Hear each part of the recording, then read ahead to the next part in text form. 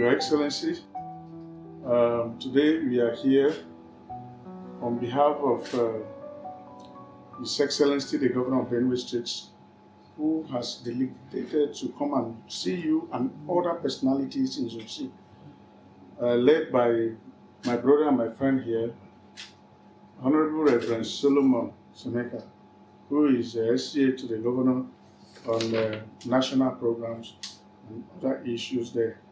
This is His Excellency Chief Dr. Mike Okibe Onoja Akana Bakide, our leader from the Benue South Senatorial District, Zumsi in Benue State. You are welcome. Ladies and gentlemen, let me preface these remarks by thanking Almighty God for making this event possible. May I also extend and express the deepest appreciation of His Excellency, Father Dr. Alia, to you for your sterling leadership roles and your strong character as selflessness. It is my pleasure to inform you that the Governor and the Government of Benue State acknowledges your individual sacrifices, commitment, and dedication to the development of the state and her people. His Excellency acknowledges that your selfless contributions to the state predates his administration. The Governor appreciates your patience, openness, sincerity, and long years of sacrifice to the people, the state, and to his administration in particular during these very difficult times. My dear distinguished leader and host, this initiative is a genuine demonstration of His Excellency's commitment to create a platform to peer review between critical stakeholders and his administration. The administration of His Excellency, Father Dr. Alia, believes in the collective prosperity of the people of Benue, hence the need to unite the state through your elderly counsel, guidance, and goodwill. This initiative, above all else, is inspired by the genuine need to heal both the hidden and open wounds and foster a more structured platform for regular and seamless interactions between critical stakeholders and the Governor for the overall common good of the people. Let me at this juncture re-emphasize and admit to the human nature of all mortal men that as human beings we are prone to have shortcomings. Our leaders as human beings can also make mistakes. But as pillars and leaders, you have a moral responsibility to your conscience to utilize your wisdom and experience to offer guidance and wise counsel without losing faith in leadership. We sincerely thank you for leading in this role against all odds. May I add that your patience, maturity, understanding, and goodwill towards the sustainability of the programs and policies of the administration of His Excellency, Father Dr. Alia, remains outstanding, sir. The Governor and the administration remains grateful to you. This event today is just a preliminary visit by the government team to inform you of the Governor's appreciation, sir, and acknowledgement of your invaluable contributions to his administration, and to further familiarize with you and also take a single date in the near future for the government's Special Strategic Interventions Committee to address you and other distinguished leaders from the Benue South Senatorial District.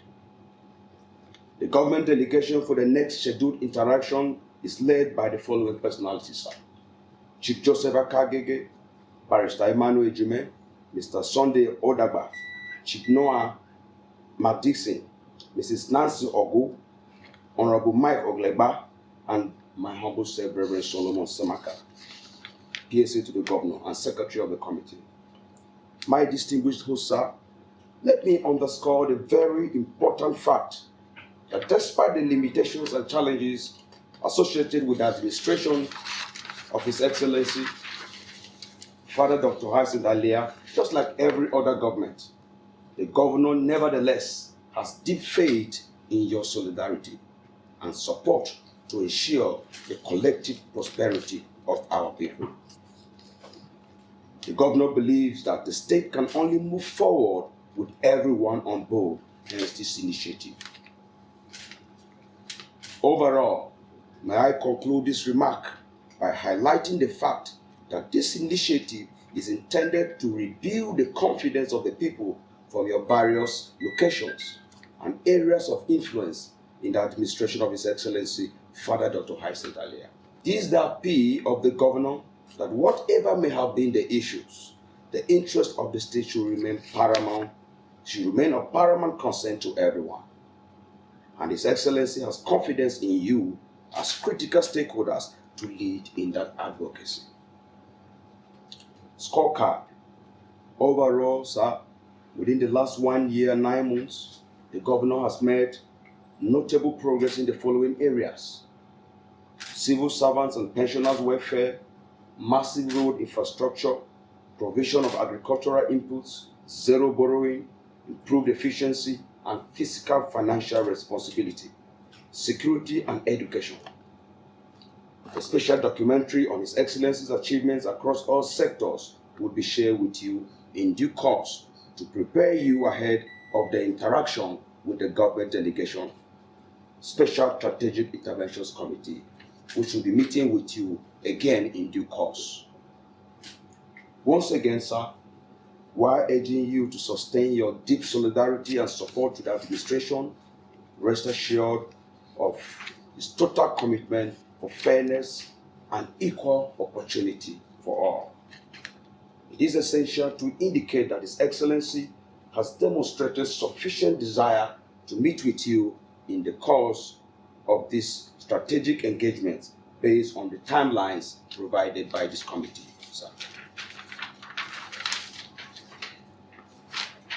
Thank you very profoundly for hosting us, my distinguished leader. Your hospitality and goodwill shown to us is a demonstration of your love, passion for the governor and his administration. The governor owes you that recognition, sir, and that honor for which you have earned and deserved over the years. On behalf of His Excellency, Executive Governor of Benue State, I have this mandate to appreciate you, appreciate your efforts that have been in place before this administration. The governor is hopeful that he will continue to rely on your wisdom, and it is in that regard that he has mandated that you, as the gatekeeper of Zone C, you should be the first person, the first elder that we should ever visit. And it is in that regard that we are here. Thank you, leader and pillar of the government. Thank you, sir. Thank you very much, Reverend Solomon Semaka, the PSA to the governor, members of his delegation, distinguished pressmen. I'm highly honored that you deem it necessary to come and pay me a visit today. It is my pleasure to receive you in my office. Without mincing words, I want to say that I believe in the activities and achievement of the government.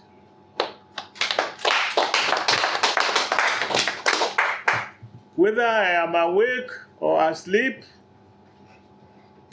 I will always support and believe in the administration of the government.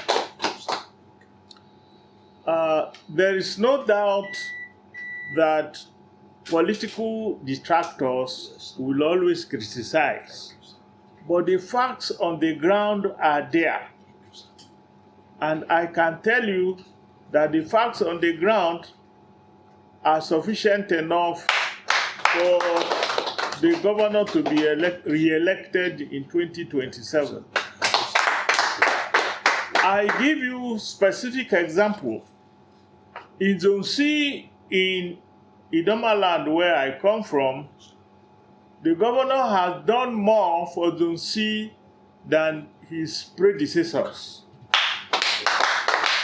Specifically, in terms of infrastructure, there are 4 federal constituencies in Zone C. And in each of the federal constituency, the governor is constructing roads in each and every one of them. For example, in Obi Oju Igede constituency, the governor is right now doing Oju Awaji Road. It's a fact. In the Enone constituency where I come from, made up of Okpoku, Ado, and Ogbadibo, the governor is doing 2 road projects there. One, the Igumale Agla Road, which is ongoing. Another one, Utonkon, Ichama, Okpoga, Ogboklo Road. 2 roads in that federal constituency. In Otukpo Ohimini constituency, federal constituency, he is doing more than 2 or 3. There is one from Ogboju to Ogobia Road. There is Onyangede. There is one Otukpo Urban, Hupi. In fact, a flyover is being proposed for Otukpo. And the 4th one, there is, I think, Obagaji Agagbe Road in Apa Agatu Federal Constituency. So, in each of the 4 federal constituencies in Zone C, the governor is doing at least 1 road project there. No predecessor of the governor has done this for the whole of Zone C. You can check the record. So the governor has done more for Zone C than his predecessors. And what he's doing in Zone C is being replicated in Zone A and Zone B. So, if a governor is a performing governor like this, why won't you support him? It is only political detractors that do not want to identify with the truth that are either saying one bad or negative thing against the governor. I think the governor is like Moses, God sent to Benue State. That is in terms of infrastructure. We have not seen for a long time where a governor is paying salary of pensioners and civil servants promptly around the 25th of every month. He is doing this without borrowing a kobo, to the best of my knowledge. Also, he has consistently made sure that the state is running efficiently and effectively. So, with all these achievements, why won't one support the governor? Before the governor came, you would recall salaries and pensions were being owed months and years without payment. So what I am really saying is there is every cause for me to support the governor and support his achievement. Of course, I am saying this without fear or favor because I don't need any appointment from the state. I don't need anything from the state, but let's call a spade a spade. So, on the basis of his achievement, I can tell you that some of us are ready to support him and fight for him to come back in 2027. the earlier we support him, the better. It's our pleasure. It's our pleasure. So it is my pleasure to receive you in my office, and with all the speech you have just read out, I'm highly honored and pleased. So you are welcome to my office. Yes.